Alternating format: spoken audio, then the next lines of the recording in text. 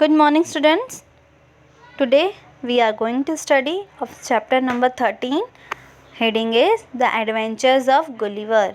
Gulliver का एक short story है जिसे मैं इन शॉर्ट आपको एक्सप्लेन करने वाली हूँ ताकि आपको समझ में आएगा कि ये चैप्टर का मीनिंग क्या आता है और मॉरल क्या आता है. ठीक है, और देखते हैं हम. I tried to get up from the ground, but I couldn't move. I was lying on my back.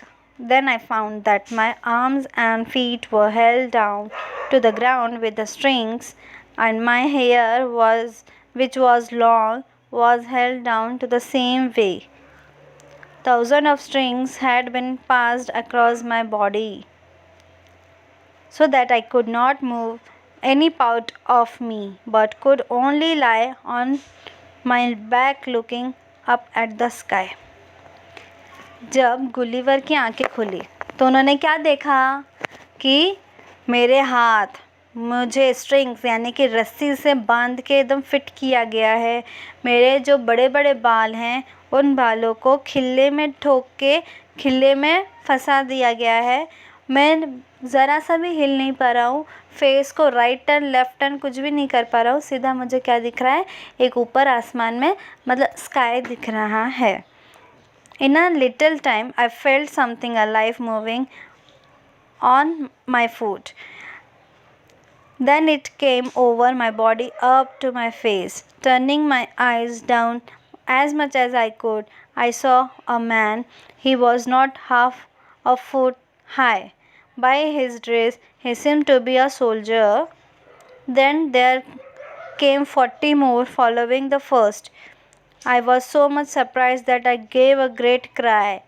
Then they all ran back in great fear, and as I was told later, some of them were hurt and jumping down from my side to the ground. फिर जब मेरी आंखें खुली तो मुझे सिर्फ आसमान दिखाई दे रहा था. फिर बहुत लोग थे मेरे पास और सब छोटे छोटे ही थे. मैं तो रोने जैसा मेरा चेहरा हो गया था कि मैं रो तो क्या करूं. और सब लोगों ने मुझे बांध लिया था और सब लोग आए मेरे ऊपर चढ़ रहे और मेरे ऊपर से कूद भी रहे, सब बांधने की तैयारी में.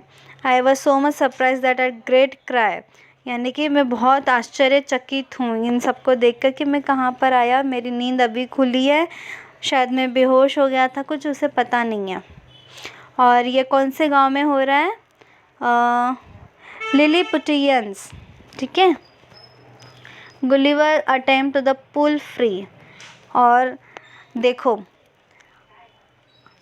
After pulling very hard I got one arm up from the ground. I also raised my head and gave me great pain of many hairs were pulled out. I pulled out my hand to catch some of the little men, but they ran away before I could close my hand on them. और मैं बहुत कोशिश किया उठने का, और मैंने थोड़ा सर हिलाना शुरू किया, हाथ हिलाना. जितना मैंने पावर लगाया उतना मैं हाथ हिलाना हूँ. फिंगर्स हिलने लग गए. बाल को थोड़ा उठाया और मेरे पूरे बाल जो है टूट चुके थे. I was afraid for my eyes. और मुझे डर लग रहा था कि सब लोगों ने मुझे बांधा, अब मेरा करेंगे क्या. अब देखते हैं. Soon a platform was raised. An important looking man gave a long speech. From his gestures, I guessed that he was trying to tell me that they would not harm me if I did as I told. I too replied with a gesture that I would remain quiet. I also told them I was hungry. और वो मेरे से warning कर रहे थे कि हम तुम्हें कुछ नहीं करेंगे, लेकिन तुम कुछ मत चिल्लाओ मत. लेकिन मैं भी उनको बोला ठीक है मैं कुछ नहीं बोलूँगा, लेकिन मुझे छुड़ा दो, ये सब स्ट्रिंग से हटा दो, और मुझे बहुत भूख लगी है. ऐसा किसने बोला? गुलिवर ने बोला, जो बंधा हुआ है. गुलिवर एट्स अ जायंट मील. फिर सब लोगों ने मिलकर क्या किया, जब उन्हें भूख लगी तो उन्हें खाने के लिए इजाज़त दी गई. तो सब लोगों ने ब्रेड लेकर आए. ब्रेड सब देख रहे हो बास्केट में कैसे भरा हुआ है, और वहाँ घसीटते हुए लेकर आ रहे हैं और उनके मुंह में फेंक रहे हैं, और पानी भी मटके से डालते हैं. और इतना बड़ा है और सब उसके मुंह में डालता है और वो वैसे ही पेट भर लेता है अपना। नेक्स्ट देखते हैं हम गुलिवर्स न्यू होम। फिर उन्हें बातें भी करते हैं तो पता चलता है कि ये हमें हार्म यानी कि हानि नहीं पहुंचाएंगे। फिर देखते हैं उनका न्यू होम कैसे रहता है। The king came out to meet me, he came near and looked at me, but it was not thought safe for him to climb up on me.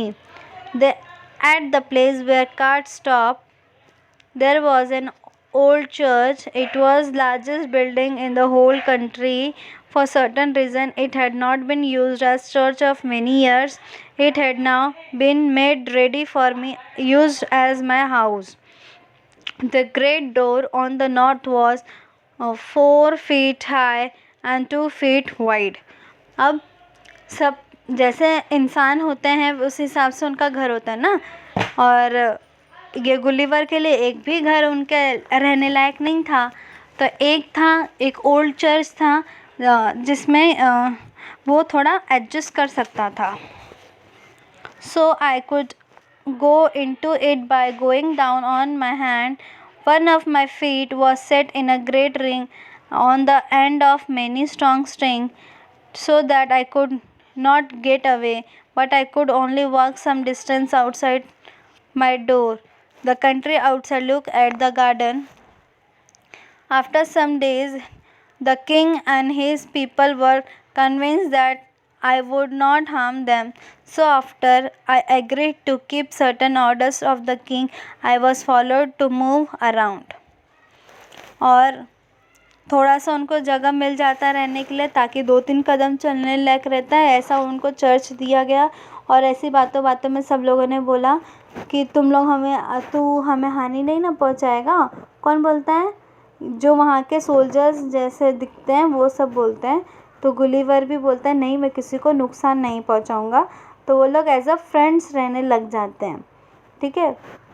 Gulliver visit the city and the queen. अब उसे थोड़ा घूमना रहता है, तो वो church से बाहर निकलता है, सबके घरों में देखता है और सब लोग खुशी से विंडो से वो गुलिवर को देखते हैं। As soon as I was set free, I asked if I might see the city. फिर उसे सिटी देखना रहता है। The king was pleased to let me do this. Order were given to all people to remain their houses. Then I stepped over the wall and went very carefully along the 2 largest streets.